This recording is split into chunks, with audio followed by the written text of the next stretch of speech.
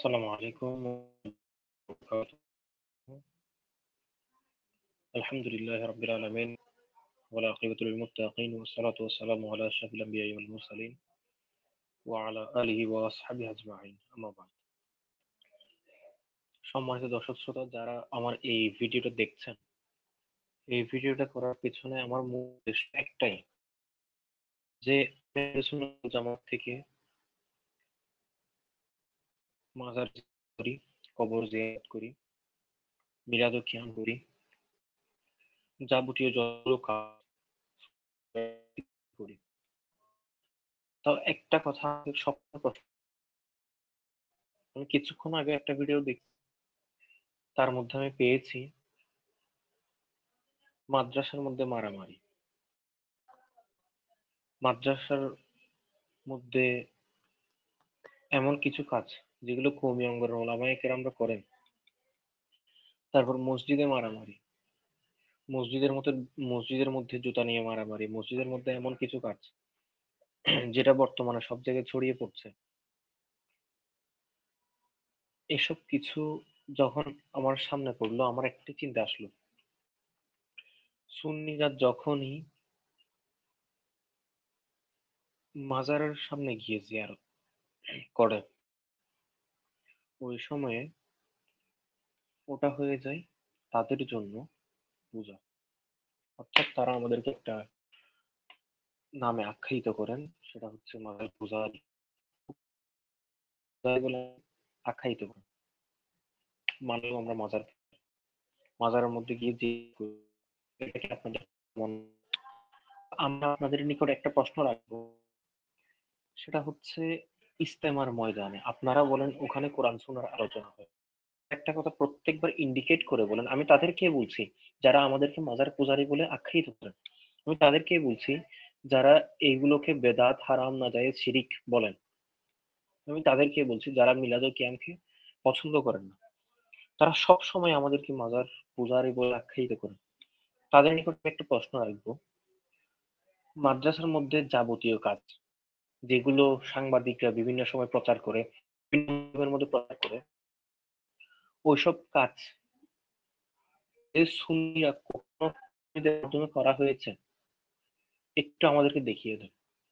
আপনারা তো অনেক ফানি ভিডিও, অনেক হাস্যরস, অনেক কিছু করেন, অনেক কিছু করে মানে বোঝাতে চান যে সুন্নিরা এসব করে, কোরআন হাদিস শিরিক হারাম নাজায়েজ এসব করে দেখিয়ে দেন।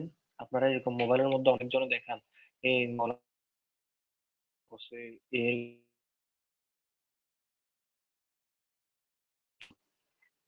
মাদ্রাসার ভিতরে, মাদ্রাসার বড় বড় উলামায়ে কেরামরা কি কাজ করে আমি নিচ্ছি না, এটা আমি বলছি তারা।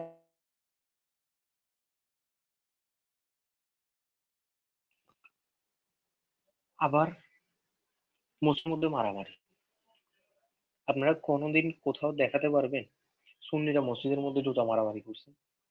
এসব কাজ আপনারাই করছেন, আবার বলেন আমরা বেদাতি।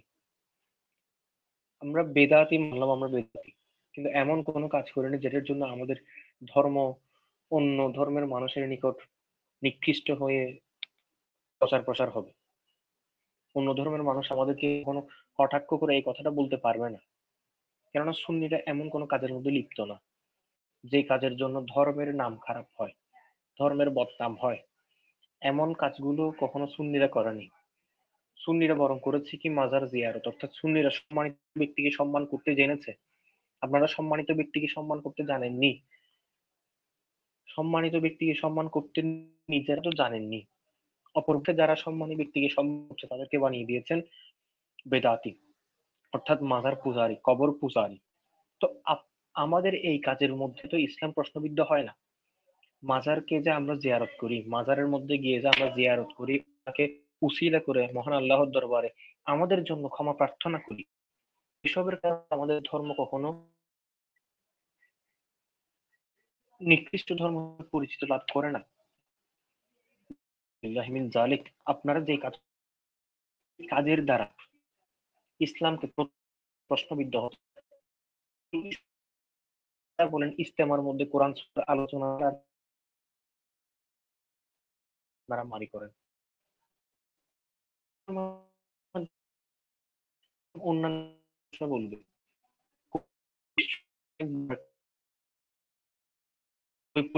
ওই জায়গার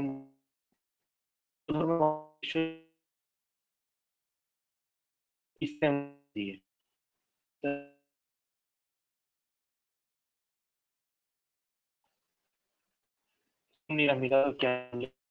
বেদাত কখনো কখনো আমরা বলে দেন শিরিক, তারা শিরিক করছে, অর্থাৎ রসুলকে তারা দাঁড়িয়ে সালাম দিচ্ছে, এটা মহান আল্লাহ থেকে রসুলকে বড় করে ফেলছে ইত্যাদি বলে আপনারা বলেন কি মিলাদ কিয়াম যারা করে তারা শিরিক করছে, শিরক করছে অন্য কাজ দিয়ে। তো এসবের কারণে ইসলাম প্রভাবিত হয় না। আমরা যে দান করি এসবের মাধ্যমে ইসলাম প্রশ্নবিদ্ধ হয় না, কিন্তু মসজিদের মধ্যে জানাগুলো করতে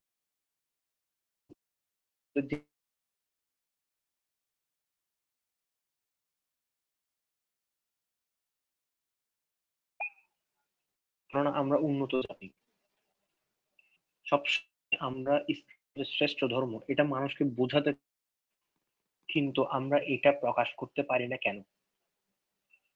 আমরা সবাইকে বোঝানোর জন্য, ইসলাম যে শান্তি ধর্ম এটা বোঝানোর জন্য জায়গায় জায়গায় ইসলামিক প্রতিষ্ঠান স্থাপন করি, বড় বড় মাদ্রাসা, হেফজখানা আমরা প্রতিষ্ঠা করি। কেননা ইসলাম ওইখানের মধ্যে যারা অধ্যয়ন করবে, তারা ইসলামী শিক্ষা গ্রহণ করে সারা বিশ্বে ইসলামকে প্রচার, জাতির ধর্ম এটাকে প্রচার প্রসার করবে।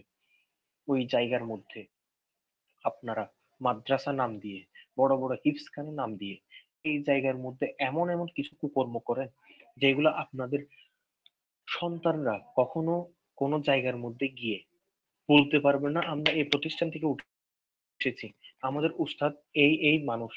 যারা সাংবাদিকদের কাছে ফেসবুক লাইভে, ইউটিউব লাইভের মধ্যে ধরা খেয়েছে, অনেক ক্ষুদ্র আছে যারা সাংবাদিকদের কাছে গিয়েছে, তারা কিভাবে নিজেরা নিজেদের উস্তাদদেরকে যখন করতে পারবে না, উস্তাদদেরকে নিয়ে কথা বললে যখন লজ্জা করবে, তারা কিভাবে ইসলামের কথা বলবে?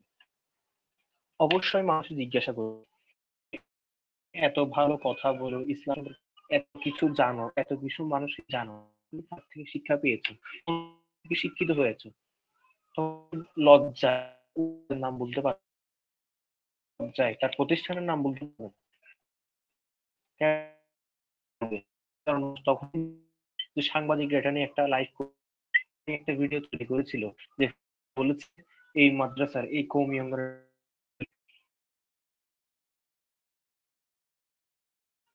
যেগুলো ধর্মকে প্রশ্নবিদ্ধ করেছে। তাও আপনারা কোনো কিছু বোঝার চেষ্টা না করে প্রত্যেকবার আঙুল তুলেন মাজার, যারা মাজারকে জিয়ারত করে অর্থাৎ সম্মানী ব্যক্তিদেরকে যারা সম্মান করে তাদের বিরুদ্ধে আঙ্গুল উঠিয়ে বলেন তারা করছে, তারা শিরক করছে, তারা হারাম কাজ করছে। আপনারা তো একবারও বলেন না আমাদের কওমি অঙ্গনের মানুষরা যে মসজিদের মধ্যে এমন এমন কর্মকাণ্ড করছে, মাদ্রাসার মধ্যে এমন এমন কর্মকাণ্ড করছে, ইফসখানার মধ্যে এমন এমন কর্মকাণ্ড করছে, কখনো এসব বিষয় নিয়ে প্রতিবাদ করেন না। আমি এই জায়গার মধ্যে আমি সাধারণ মানুষের কথাও বলবো, যারা সাধারণ মানুষ, যারা ইসলাম মানেন, জানেন, 5 ওয়াক্ত নামাজ কায়াম আদায় করেন, তারা সব একদম তারা টু দা পয়েন্ট, কিতাবে যা আছে তা, হাদিসে যা আছে তা, এরকম কিছু মানুষ আমি দেখেছি। কই তারা তো কখনো, তাদেরকে তো দেখিনি এসব কাজের প্রতিবাদ করতে, তাদেরকে তো দেখিনি কখনো আমাদের শায়েখ এটা ভুল বলেছে এটা বলতে, কিন্তু তাদেরকে এটা বলতে শুনেছি যে সুন্নিরা মাজারের পূজা করে, সুন্নিরা মাজারের মধ্যে ভণ্ডামি করে, এটা বলতে শুনেছি। তুমি তোমার শায়েখের বিরুদ্ধে কথা বলার সাহস রাখো না, তুমি কিভাবে সুন্নিদের বিরুদ্ধে কথা বলবা? কেননা তুমি যতটুক জ্ঞান রাখো ততটুক, তো অত জ্ঞানের মধ্যেই কথা বলবে। আমি এই কথাটা কেন বলছি, আমাদের আওয়াম সাধারণ মানুষ অনেক বড় একটা প্লেস যাদেরকে পছন্দ করে, শায়েক যে শায়েক গুলোকে পছন্দ করে, মানুষ মাত্রই ভুল, আমরা নিজের চোখেই দেখি তারাও অনেক জায়গার মধ্যে ভুল করে, কিন্তু আমাদের সেই ভদ্র সমাজ, আমাদের সেই শিক্ষিত সমাজ ভুলগুলোকে তারা মেনে নিতে পারে না। অর্থাৎ সে যে ভুল বলেছে, এটা যে ভুল, এটা তারা গ্রহণ করতে চায় না। কেননা তারা এমন ভাবে তাদের শায়েখের ভক্ত হয়েছে যে তাদের শায়েখ যেটা হারাম কাজকে যদি হালাল বলে সেটা তাদের জন্য হালাল হয়ে যাবে। কিন্তু অপরপক্ষে তাদের শায়েখ যে মিলাদ কিয়ামকে বেদাত বলে, মিলাদ কিয়ামকে বেদাত করে দিয়েছে, ওই জায়গার মধ্যে তারা থমকে গেছে। কেন? মিলাদ কিয়াম তাদের শায়েখ বলে দিয়েছে মিলাদ কিয়াম করা নাজায়েজ, বেদাত, হারাম। কেউ করলে তাদেরকে বলে দিবে তোমরা এটা হারাম কাজ করছো, এগুলো ইসলামের মধ্যে নেই। তুমি ইসলাম সম্পর্কে কি জানো? আমার কথা, তুমি ইসলাম সম্পর্কে কি জানো?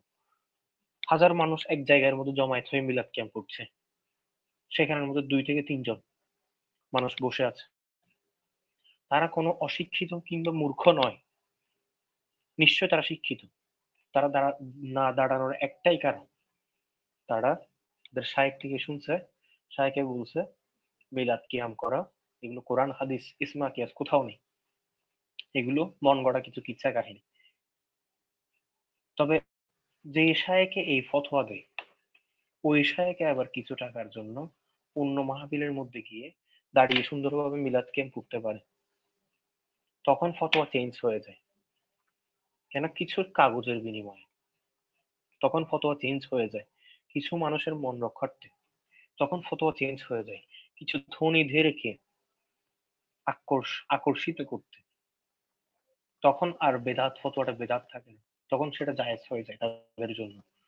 কিন্তু আমরা যখন মাজারের মধ্যে গিয়ে জিয়ারত করি, তারা সেটাকে পূজা মনে করে, হাসি ঠাট্টা করে।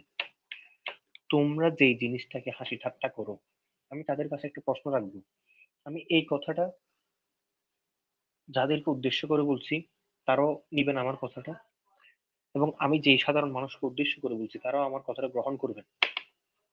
আমাকে একটিবার বলবেন যে আপনারা যে কাজগুলোর মাধ্যমে ইসলামকে প্রশ্নবিদ্ধ করেছেন, কোন জায়গায় এরা এই কাজ, মানে এমন কোন কুকর্মের মাধ্যমে ইসলামকে প্রশ্নবিদ্ধ করেছে? মানলাম সুন্নিরা ডোল বাজায়, মানলাম সুন্নিরা জিলাপি খায়, সিন্নি খায়, কিন্তু একটা বড় আমাদেরকে বলতে পারবেন সুন্নিরা কোনো মাদ্রাসার মধ্যে, হিফজখানার মধ্যে বলাৎকার করেছে? সুন্নিরা কোনো মসজিদের মধ্যে সহবাস করেছে? নাউজুবিল্লাহ মিন যালিক। এসব কথা বলতেও একটা গায়রতে বাজে। কেননা আমাদের ভদ্র সমাজ এখন এতটাই অভদ্র হয়ে গেছে যে তারা কোনটা জায়েজটা জেনেও তারা জায়েজটাকে বেদাত বলছে, হারাম বলছে, শিরিক বলছে। অপরপক্ষে তারা কোনটা হারাম সেটাকে জেনেও জান সেটা তারা জানে যে এটা হারাম না যায় শিরিক, কিন্তু তারা সেটা বলতে পারছে না। কেননা মানুষগুলো আমাদেরই, অর্থাৎ আমাদের দলের মানুষ ভুল করেছে, আমরা যদি এখন ফতোয়া দিয়ে দিই তখন আমাদের কওমি অঙ্গন অথবা আহলে হাদিস সালাফি যারা যাদেরকে যেই নামে বলে আর কি, তারা বলবে যে এই মানুষটা সালাফি, যখন এই পুরো সালাফিদের পুরো আহলে হাদিসদের একটা বদনাম হয়ে যাবে। এটা আসলে আপনারা মনে করেন আপনাদের নিজেদের দলকে বাঁচাচ্ছে, দলকে বাঁচাতে গিয়ে আপনারা যে ইসলামের অনেক বড় একটা ক্ষতি করছেন সেটা বর্তমানে অনেক মানুষ বুঝতে শুরু করেছে। তো অনেক মানুষ আপনাদের সাপোর্ট করে, কিন্তু ইন ফিউচার করতে পারবে না। কেননা আপনারা অন্যের জন্য হারাম নাজায়েজ শিরিক, নিজের বেলায় যখন কিছু পকেটে কাগজ ঢুকে যাবে তখন সেটা জায়েজ, তখন সেটা উত্তম কাজ হয়ে যাবে। ঈদে মিলাদুন নবী করা না জায়েজ, হারাম। সেই রবিউল আউয়াল মাস আসলে অনেকের মাথার মধ্যে যে ঈদে মিলাদুন নবীকে কিভাবে করা যায়, ঈদে মিলাদুন নবীকে নিয়ে তারা একটা আর্টিকেল লিখে ফেলবে। আর্টিকেলের শিরোনাম থাকবে ঈদে মিলাদুন নবী কোনো কিতাবে নাই, কোনো কোনো জায়গায় নাই। কিন্তু কিছুদিন পর যখন তাদেরকে দাওয়াত করা হবে মালয়েশিয়ার মধ্যে, বড় বড় কনভেনশন হলের মধ্যে, বড় বড় কমিউনিটি সেন্টারের মধ্যে, তখন তারা গিয়ে সুন্দর করে বসে বলবে ঈদে মিলাদুন নবী কিতাবে নাই, কি এসে আমরা পালন করতেছি মানে জায়েজ, তোমরাও পালন করো। তা সেই ভদ্র সমাজকে বুঝিয়ে দিবে আমাদের মতো শায়েখরা যখন এই কাজগুলো করতেছে তোমরা পালন করো, তখন ওই সাধারণ মানুষ ওই জায়গার মধ্যে আবার ঈদে মিলাদুন নবী তাদের জন্য জায়েজ। কিন্তু আমরা যে জশ্নে জুলুস করি, র্যালি করি, এগুলো সব না জায়েজ। আপনাদের একটা কমন সেন্স বলে কথা থাকা দরকার। আসলে আমি এসব কথা বলছি কেন? আমি আসলে ইসলাম সম্পর্কে কিছু জানি না, সামান্য যোগ্যতাও নাই, আমি এখনো এক চুল পরিমাণও কিছু জানি না। তাও আমি এই কথাগুলো বলছি কারণ আমার কমন সেন্সে বাঁচতেছে জিনিসগুলো। কমন সেন্সে বাঁচতেছে। যেই মানুষগুলো মাঠে ময়দানের মধ্যে বলে ঈদে মিলাদুন্নবী কোরআনে নাই, হাদিসে নাই, এই নাই সেই নাই, মিলাদ কি কোরআনে নাই, হাদিসে নাই, এগুলো সব বেদাত, হারাম, শিরক, তারাই মসজিদের মধ্যে বলাৎকার করে, তারাই মসজিদের মধ্যে সহবাস করে, তারাই মাদ্রাসার মধ্যে বলাৎকার করে।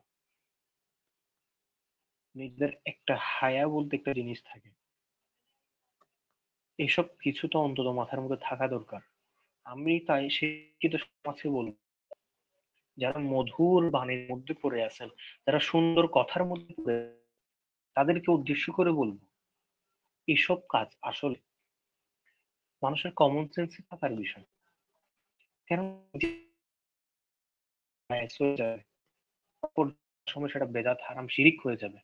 এটা তো মহিলারা, গ্রামের মহিলারা যখন ঝগড়া করে ওই সিস্টেম হয়ে গেছে, দেখতে লাগেও এরকম।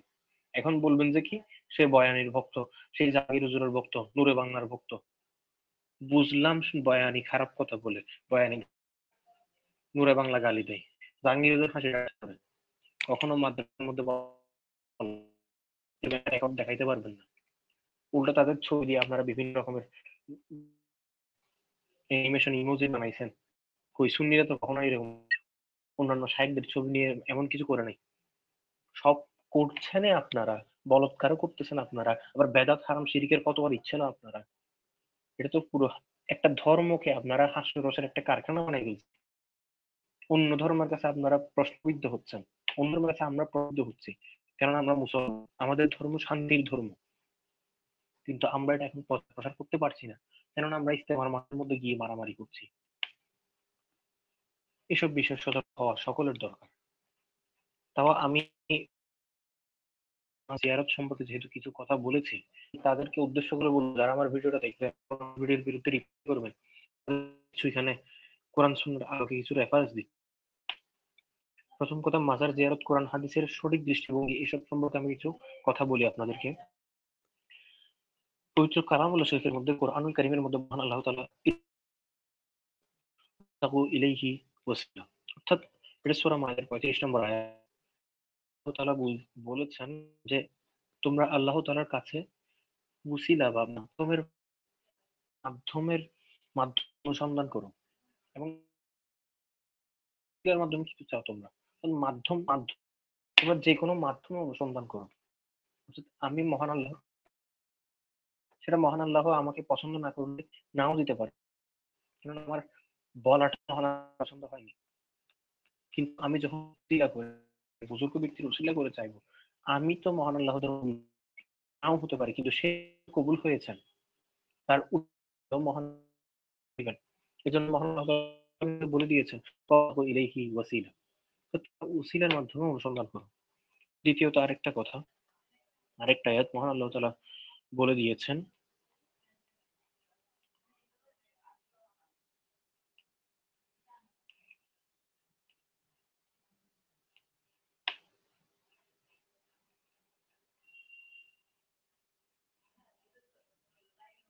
ফাযুকু বিমা নাসিতুম লিকা ইয়াউমিকুম ইন্না নাসিনাকুম। অর্থাৎ তুমি যা কিছু করতে তার,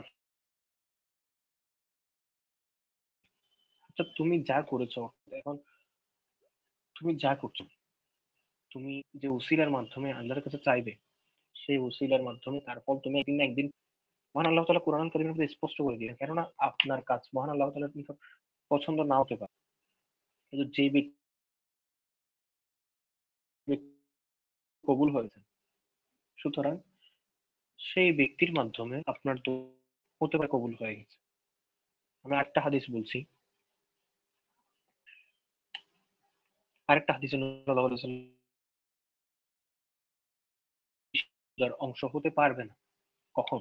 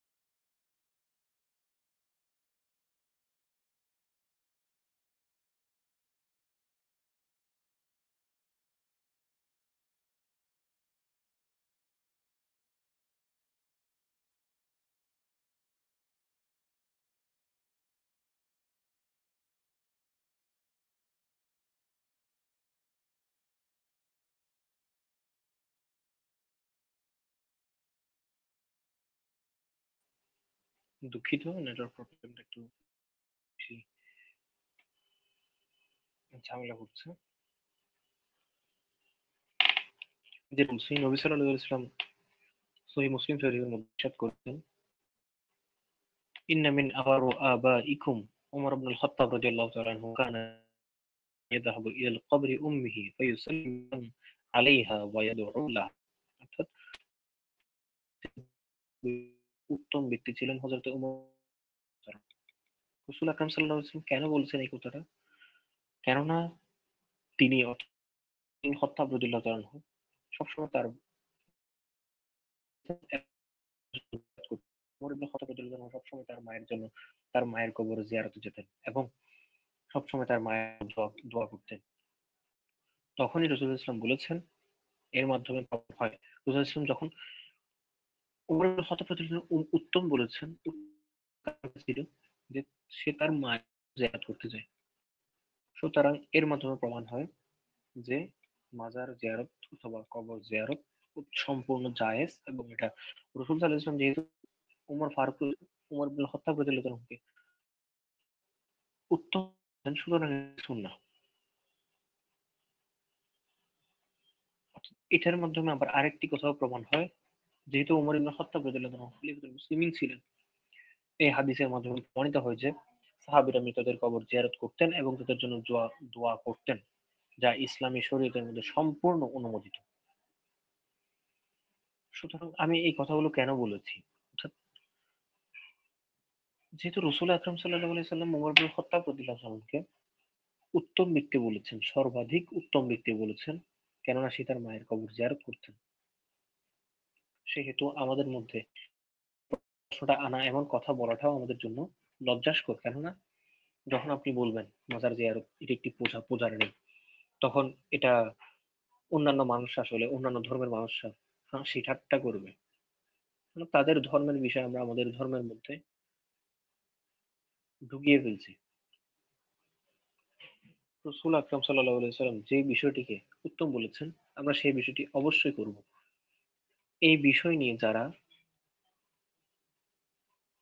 বলে, অর্থাৎ মাজার পূজা করে, মাজার পূজারি ইটিসি ইটিসি অনেক অনেক অনেক কথা বলে, অনেক খারাপ খারাপ কথাও বলে।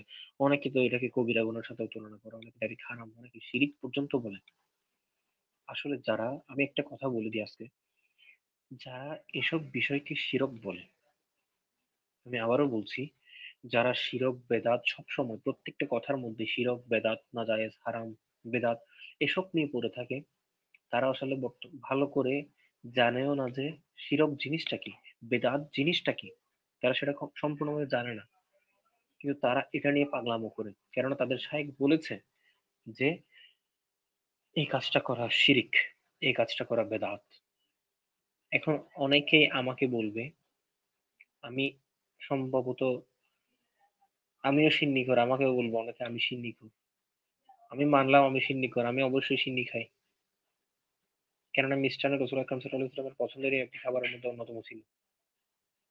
কিন্তু তোমরা যে বলো, আপনারা যে বলেন তারা জিলাপিখোর সিন্নিখোর, এটা নিয়ে হাসি ঠাট্টা করেন, এটা কিন্তু আসলে উচিত না। আপনারা এটা রসুলের একটা সুন্নাহকে অপমান করছেন, অবমাননা করছেন। সুতরাং আমার এই ভিডিওর মাধ্যমে একটাই বার্তা থাকবে, যারা এসব বিষয় নিয়ে হাসি ঠাট্টা করেন, আসল জিনিসটা বুঝতে শিখেন। যারা সবসময় কোরআন হাদিস নিয়ে পাগলামো করেন, অর্থাৎ কোরআনের মধ্যে নাই, হাদিসের মধ্যে নাই, আপনারা আগে ভালোভাবে কোরআন হাদিসটি অনুধাবন করেন, কোরআন হাদিসে ভালোভাবে অনুসন্ধান করেন, আপনি নিজে খুঁজেন, আপনি সময় ব্যয় করুন, অর্থাৎ মাজার জিয়ারত সম্পর্কে যে এইসব এইসব কথা বলেন, শায়েখদের থেকে আপনারাই বেশি বলেন, সাধারণ মানুষরাই বেশি বলেন। সুতরাং কথাগুলো বলার আগে নিজেরা একবার অনুসন্ধান করুন, কোরআনটা ভালোভাবে ঘেঁটে দেখুন, বুঝার চেষ্টা করুন। না বুঝলে শিখে নিন কিভাবে কোরআন পড়তে হয়। শিখার পরে অনুসন্ধান করুন কোরআনের মধ্যে কোথায় মহান আল্লাহ তাআলা কি বলেছেন। তারপরে নিজে যখন পাবেন না তখন বলতে আসবেন কোরআনের মধ্যে এইসব কিছু নেই, হাদিসের মধ্যে এইসব কিছু নেই, রসুল কখনো করে নাই, এটা রসুল কখনো করে নাই, তার মানে এটা সম্পূর্ণ হারাম শিরিক বেদাত।